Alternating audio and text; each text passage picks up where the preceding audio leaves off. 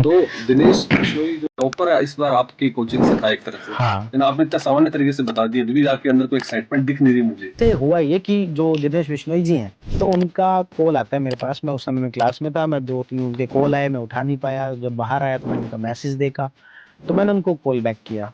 तो उन्होंने कहा कि सर आपसे मुझे एक शिकायत है। मैं आपका प्री का और मेंस का दोनों का स्टूडेंट हूँ, पूरा पूरा कोर्स लिया हुआ है, मैंने पैसे खर्च किए, 9,000 रुपये मेंस के खर्च किए हैं। वो खुद एक बार इस चीज को ऑन कैमरा कह दें, है ना। हम कितने भी जो है दिखावे कर ले, लेकिन ईमानदारी जो चीज होती है वो दिखती है, और जो एजुकेशन है वो कस्टमाइज हो गई है। तो दिनेश बिश्नोई जो सर आरएएस अभी टॉपर आए हैं हाँ। 24 के, तो उनको लेके आपने मुझे किस्सा बताया पहले, तो वो आप दर्शकों को बताना चाहें कि वो किस्सा क्या है? हाँ। क्योंकि एक सर मैं देखता हूँ कि जब टॉपर कोई आता है तो हम देखते हैं अखबारों में सब कोचिंग संस्थानों में वो टॉपर पढ़ा हुआ दिखता है हमें। हाँ। तो हम as a media person confuse हो जाते हैं कि इस कोचिंग से पढ़ा है या इस कोचिंग से पढ़ा है। तो ये क्या कहानी है? ये सब क्रेडिट लेते हैं इसका अपने आप टॉपर को। जैसा कि अभी मैंने आपको बताया कि होता क्या है कि एक जो कैंडिडेट है, खास तौर पर आरएस का और आईएएस का, आरएस की तैयारी करने वाला आईएएस, वो कई कोचिंगों से सहायता लेगा ही लेगा। आज के समय की रिक्वायरमेंट है, सबकी अपनी अपनी एक्सपर्टीज होती है, तो वो उसमें यदि अच्छा कर रहे हैं तो स्टूडेंट केवल वही चीज ले रहा है, बाकी चीज दूसरी जगह से ले रहा है ना। ये एक तरीके से हम कहें जो एजुकेशन है वो कस्टमाइज हो गई है। तो इस वजह से हुआ ये कि जो दिनेश बिश्नोई जी हैं, उन्होंने हमारे यहाँ से प्री का पूरा कोर्स और मेंस का पूरा कोर्स हमारे ऑनलाइन जो है ऐप से ले रखा था। अब हम ऑनलाइन स्टूडेंट को नहीं जानते कि हमसे किसने कोर्स ले रखा है। इंटरव्यू के टाइम पर उन्होंने कहा मेरा डिवाइस में कुछ प्रॉब्लम आ गई थी, इस वजह से मैं इंटरव्यू की तैयारी के लिए आपके पास आ नहीं पाया। हमारे पास में एक इंटरव्यू ही मौका होता है जहां पर कि हम कैंडिडेट के रोल नंबर ले पाए। तो वो इंटरव्यू हमारे पास आए नहीं, तो हमारे पास रोल नंबर उनका था नहीं। तो उनका कॉल आता है मेरे पास, मैं उस समय में क्लास में था, मैं 2-3 उनके कॉल आए, मैं उठा नहीं पाया। जब बाहर आया तो मैंने उनका मैसेज देखा, तो मैंने उनको कॉल बैक किया। तो उन्होंने कहा कि सर आपसे मुझे एक शिकायत है।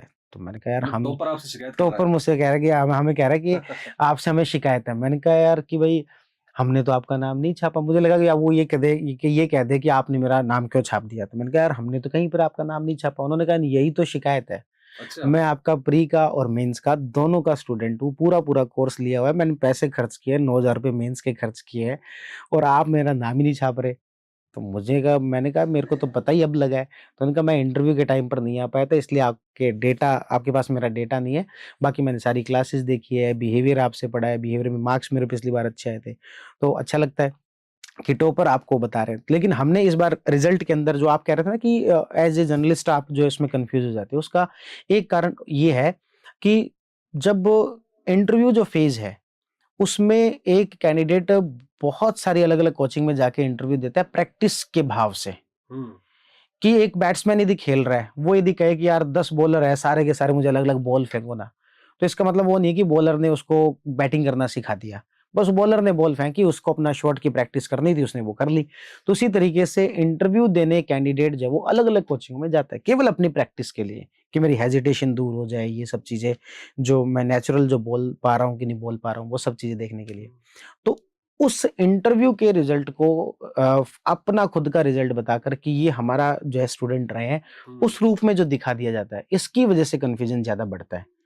तो एथिकल हम इस मामले में रहते हुए हमने इस बार कहा कि हमारा रिजल्ट पूरे तरीके से ट्रांसपेरेंट रहेगा, और हम पहली बात तो इंटरव्यू के कैंडिडेट को अपना जो है स्टूडेंट नहीं बताएँगे, और दूसरा कि जो भी स्टूडेंट ने जो भी कोर्स लिया है, सिर्फ वही बताएँगे। तो सर टॉपर इस बार आपकी कोचिंग से था एक तरह से, हाँ। लेकिन आपने इतना सामान्य तरीके से बता दिया, अभी भी आपके अंदर कोई एक्साइटमेंट दिख नहीं रही मुझे। नहीं तो लोग क्लेम कर देते हैं, पोस्टर लग जाते हैं।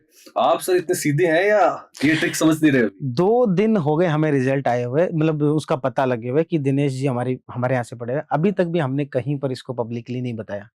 हमने इसको टेलीग्राम पे नहीं अपलोड किया, अभी भी हमने इसको यूट्यूब पे अभी अपलोड नहीं किया। उसका कारण ये है कि एक बार जो है वो खुद एक बार यदि इस चीज़ को ऑन कैमरा कह दें, तब हम चीज़ों को, ये बड़ी बात है कि तो हम उसको जो है वो कहें कि, तो वो उन्होंने कहा कि मैं जैसे मुझे टाइम मिलता है तो कल मैं कोचिंग आऊँगा, तो उस समय में मैं जो है चीज़ें इसको स्पष्ट कर दूँगा।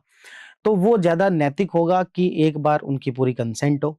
ऐसा नहीं कि हम उनको क्लेम करें और फिर बाद में यदि कोई कंसेंट। अनैतिकता के दौर में आप नैतिकता की बात कर रहे हैं, बड़ी बात है सर। मुझे सर हमेशा ऐसा लगता है कि ना ईमानदारी ज़्यादा बिकती है। ईमानदारी जो होती है वो दिखती है ना? हम कितने भी जो है दिखावे कर ले, लेकिन ईमानदारी जो चीज़ होती है वो दिखती है। और हमारा जो स्टूडेंट बेस है ना, वो भी ज़्यादातर वो है जो मैच्योर स्टूडेंट है, ऑलरेडी इस तैयारी में काफ़ी लंबे समय से जुड़ा हुआ है। उसको हर चीज़ दिखती है, पता लगता है कि उसको क्या चल रहा है, क्या कौन क्या कर रहा है, तो वो ज़्यादा फ़ायदा ही देती है, नुकसान नहीं करती।